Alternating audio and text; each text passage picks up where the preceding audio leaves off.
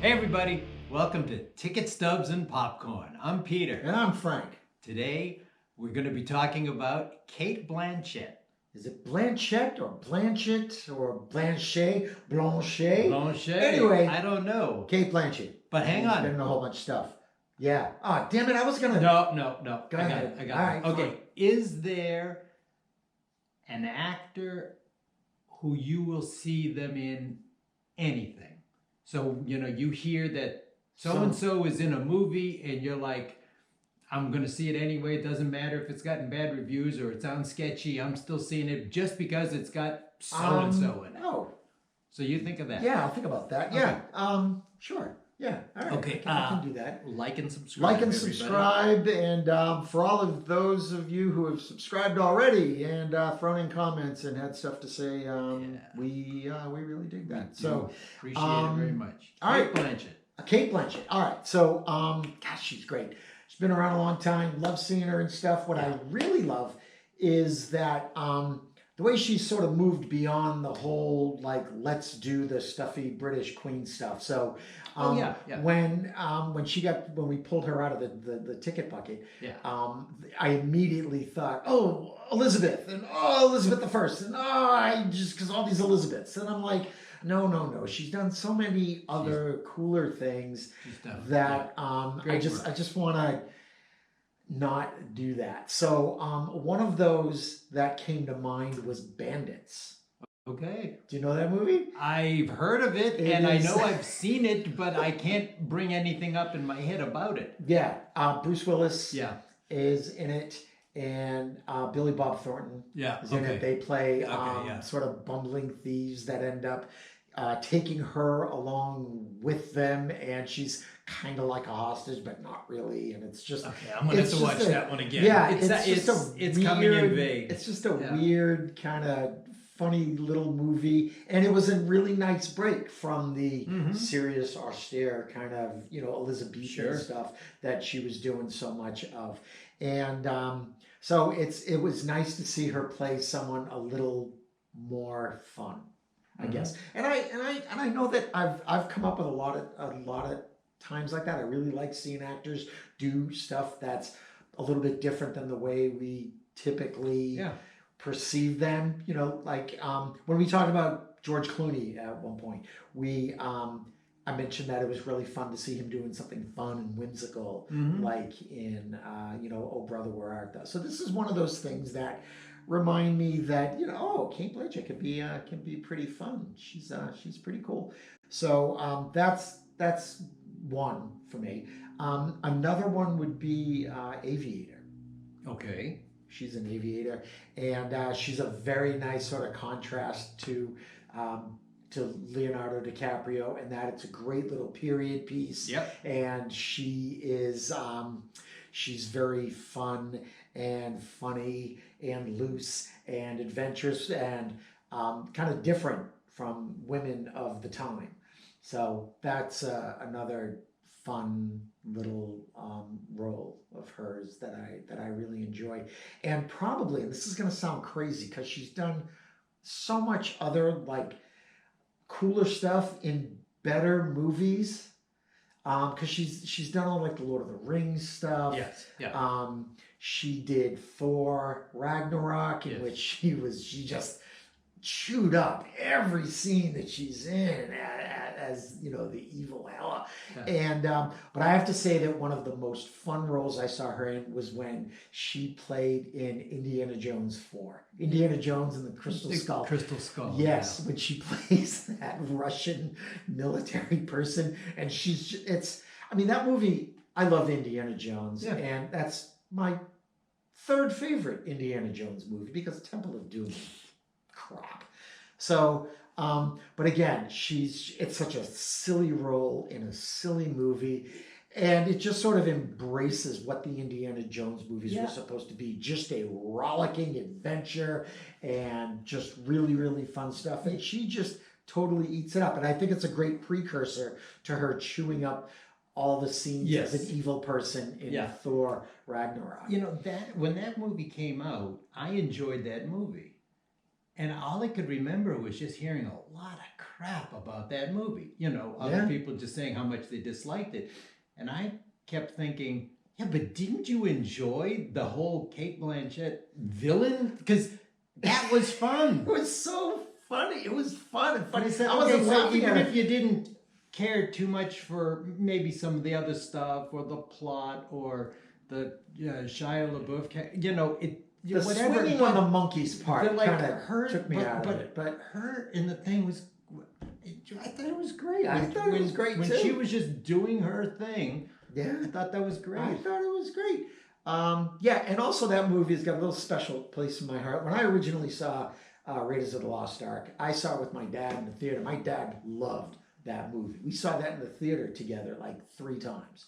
So fast forward to, you know, Crystal Skull coming out. You're right. My dad was very excited, but he didn't go to the movies much. He had like weird stuff with his hearing. He wore hearing aids. Mm-hmm. So going to the movies was a little rough because Yeah. sound and volume and coming from all sorts of places was a little weird for him. But at the time, I worked at a movie theater and I could have some control. You used to work in a movie theater? Long time ago. Oh, okay. So I could have some control over the way sound worked from the projection booth. Yes. So I took my dad and I took my son and we all went to go see this and he had a great time and it was nice that, you know, the fathers and the sons The got to three go see generations. see Indiana Jones and it was fantastic. So, but anyway, yeah, Cate in that movie is fantastic. So, yeah, that's very good. That's my my Cate Blanchett rant in 30 seconds or less, it seems. So, No, that's great. I think. Well, let's just take a moment for a second here. everybody, yeah. Like and subscribe. It doesn't go that way. It goes this way. It could be going that way. It definitely. But goes he can this make way. it go this way if he wanted to. No, I don't want to. See if I you don't know, want it. just to throw everybody up. Anyway, What can you say about Cate I just Blanchett? said a bunch of stuff. You about just her. did Yeah, exactly. bunch of stuff. So I guess we're done. All right. Yeah. Oh, I mean, seriously, what can you say about this woman? Fantastic actor, just fantastic. So many times, in this isn't to slight anybody else of her generation, but so many people, once you started to see her in a few different roles, fairly early in her career, they were already comparing her to like that was this generation's Meryl Streep. Oh yeah. And it's not undue. It really isn't. No. She's phenomenal, and she can take. You know, sometimes the movie itself may not be good that she's in through no fault of her own, but her performances are always good. Oh yeah. Just and one other thing I think that needs to be said is we actually mentioned this I think earlier with the Toni Collette show that we did. Cate Blanchett is an Australian actress, right? Who's doing most of her stuff either through a British movie or an American movie. So she is neither. She's Australian, and that's always nice to Aussies, know they just that. So like when go. she's adopting an accent, when she's doing something that sounds British or something that sounds American, that's not her normal. That's not her normal voice. So, you know, that's something else I think sometimes to keep in mind, and it's just, she's always just impressive. So I'm going to pick, I'll start off with The Aviator, because that was one of my threes, and that was one of yours that we overlap. So I'll go with that one. First, what's wonderful about The Aviator is, you know, it's a Martin Scorsese movie, and I want to say, it's one of those movies that is fairly long, but you never really notice how long this movie is, because it's just so well done and it moves at a good pace. And because, as we've mentioned before, Hollywood loves movies about Hollywood. They really do. So you get this great, you know, period piece where they could play up just the glamour days of Hollywood and stuff. So she's playing the role of in the movie Katherine Hepburn. Yeah. So here's this, actress who's playing an actress, and so you kind of have a preconceived idea maybe of how or what we think of what Katherine Hepburn would be. I just love what Cate Blanchett did with the voice. Because Katherine Hepburn had such a distinctive way of moving and walking. Yeah, exactly. She had the way she carried herself and the way she spoke. It was such an interesting. Well, that's how she. It was such and that Catherine. Cate Blanchett was able to pull it off, without it being kind of mocking or exactly. It's not parody. No, it's not. It's a very good portrayal. Yeah. I don't even want to say imitation. No, I don't think it is. I think it's just so well acted. Yeah. That here it is, and now I'm pretty sure she won Best Supporting Actress for that movie. An Oscar. So here we have an Oscar winner playing the part of an Oscar winner, but not in the theatrical sense. This is behind the scenes because it's Howard Hughes's life in The Aviator. So, but it's very well done. So we have, like I said, maybe a preconceived idea of what she looks like, walks like, talks like, moves, but also Katherine Hepburn for 90 years was her own person. She had her own way. She wasn't going to be tied in or formed by morals or society or whatever. And that's what it was. The interesting thing is we see, though, this caring side of her because she's involved romantically, for a little bit anyway, with Howard Hughes. Yeah. And she's the one who's really starting to see, he's got some issues. God, that is the understatement of the decade. The whole, the whole thing, with the obsessive compulsive stuff, she's starting to see it. Yeah, and she's seeing it through the eyes of someone who cares about it, as opposed to seeing it through the eyes of someone, who, like Howard Hughes, is their meal ticket. Right, exactly. And because she is a big name actress, she's not relying on Howard's money. She doesn't need her own, and her family had and money. Exactly. And so, but she's interested as a person and cares for him. But it's when it gets to be too much, obviously. And no, she goes her own way after she meets Spencer Tracy and stuff. But it's just a wonderful performance.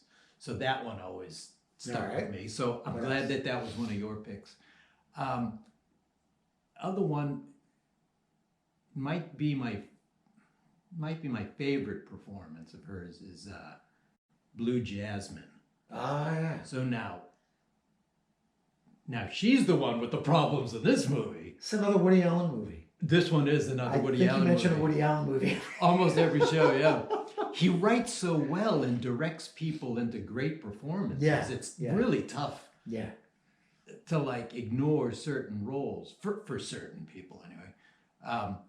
So in this one, she's it's like if you haven't seen any of these movies, watch them. Blue Jasmine, it's kind of like a Bernie Madoff situation where she's the spouse of Alec Baldwin, who's the one who's the Bernie Madoff sort of character. So she ends up losing everything, and she's been pampered all her life. She's never needed or wanted anything, and she's always lived in this upper crust strata thing, and that's the circles that she moves in, and now it's gone. And so the second act of her life now is what she's gonna do, and she has to leave everything that's been taken from her.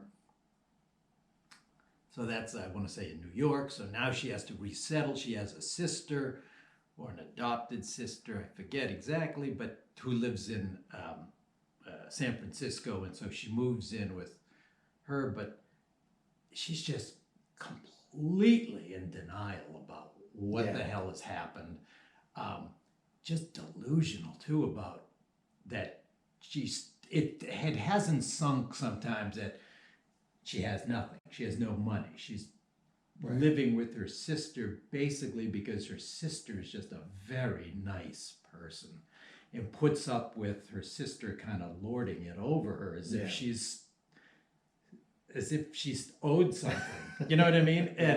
And the Sally Hawkins character is the sister, and she's just too nice. She's just so nice. And so it's, she's got, and you feel badly for the Jasmine character, even though she's not helping herself on a lot of times. You still feel badly because you see, she's got panic attacks. She's just not coping well with stuff. Mental health and so issues there. That performance, I think, is just tremendous. So I love that. Great deal of vulnerability, and you really kind of feel it, even though there's not a lot of reasons to feel sympathy. Exactly. Of course, and like I said, she kind of do. No, exactly. You still feel badly for her, even though there's times that you go, well, gee, she doesn't treat her sister very nicely. Yeah. And she, she's overextended her welcome. There's a lot of other stuff, but it's just tremendous. I just love that whole performance. Shows just a great range, and it's not necessarily maybe one that you would pick as an actor, even though you would say, oh, as an actor, this looks like a good role, but you also don't want to come off as being just nasty. Me, so it's the way she can play it and pull it off. It's a great one. All right. So that was the second one. My third one would be Notes on a Scandal. And that one, it's got a touchy subject matter in this one. She's a school teacher, a British school teacher, and Judi Dench is in the movie, and those are pretty much the two main characters.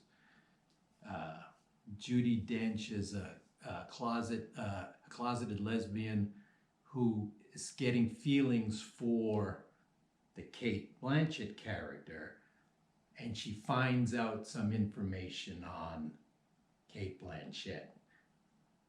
It's not sugar-coated. Cate Blanchett is basically, statutory rape with one of her younger students. Yikes. It's unpleasant, but it's how the Judi Dench character then is going to use the info to try to make Cate Blanchett her friend. And there's a lot of different stuff, and then eventually Cate Blanchett finds out that Cate Blanchett gets fired from her job, but she eventually figures out who could have told. It wasn't the boy, it was and then there's the thing about that relationship, takes a turn. That one's it's dark and it's heavy, but it's a great movie, great performances. There's definitely unsettling stuff going on in the movie, but she's wonderful in that one.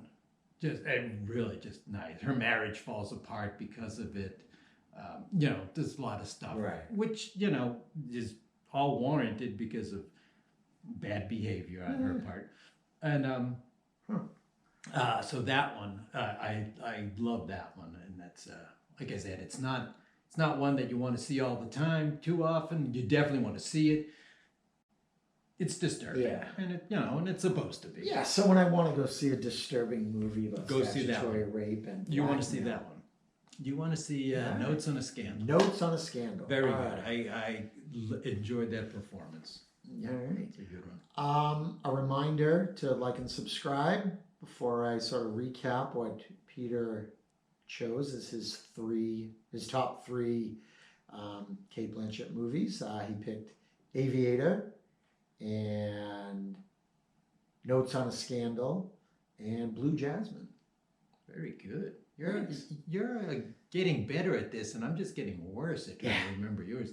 Your 3 picks were Bandits, The Aviator, which we did, and Indiana Jones and the Crystal Skull. I think that's the real title. Yeah, 4. So they're doing a 5th one. They're shooting a 5th one. I did not know that. Yeah, Harrison Ford's on board. Yeah, I guess it's moving forward. So very excited about that. Very good. So I look forward to that then. All right, there was a question that I tossed out to you. You did. You asked me if there was an actor.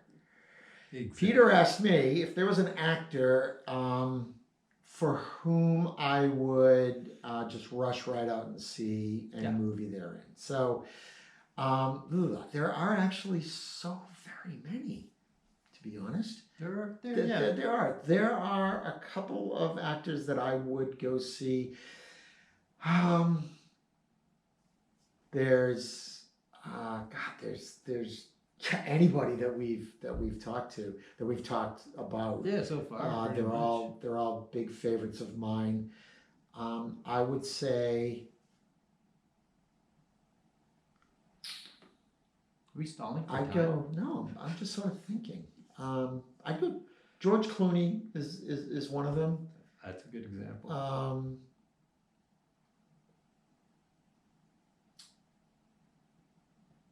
Well, I just asked for one. I would probably go Charlize Theron. Maybe. Okay. She's always great.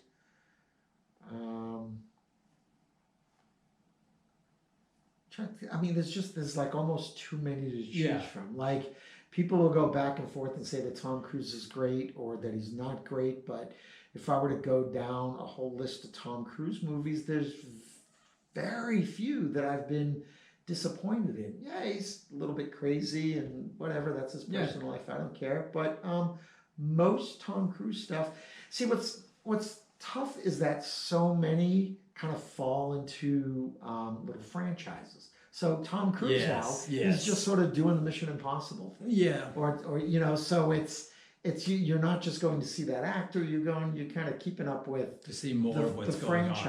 And let's be honest, for the last 10 years, movies that I've been sort of just prioritizing, there's just been so much good, like, sort of comic book franchise stuff. There is certainly a lot of great actors are doing a lot of those great franchise There's movies. more offers to them from that. I'm gonna go.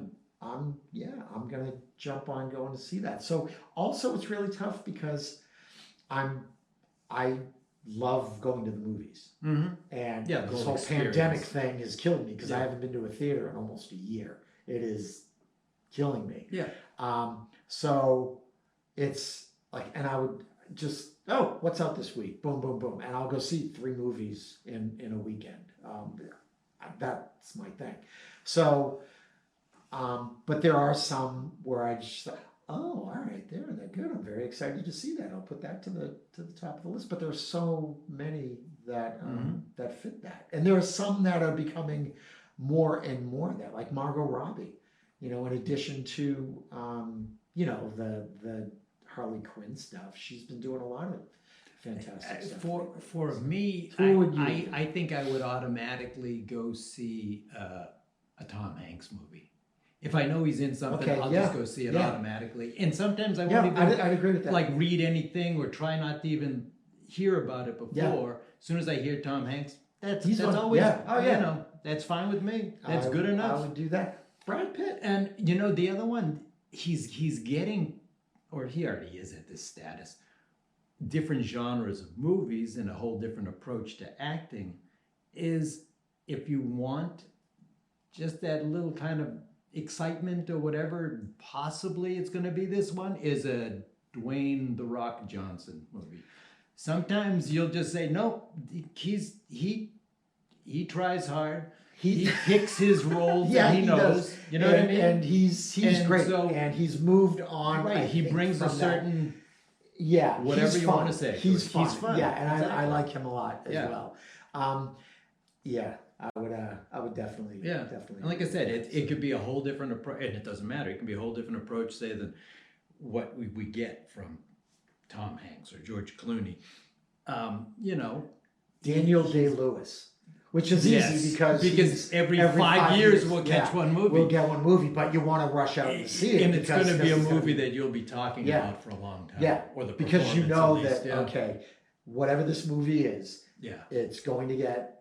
If it got him it's off going to his get a butt best... to get out and do something, Right. it's got to be a good role. It's going to be a Best Actor nomination. It's going to be a Best Director nomination. It's going to be a Best Picture nomination. Okay? Meryl Streep Same thing. is another one that I would just go right out and see because you know it's going to be a fantastic performance.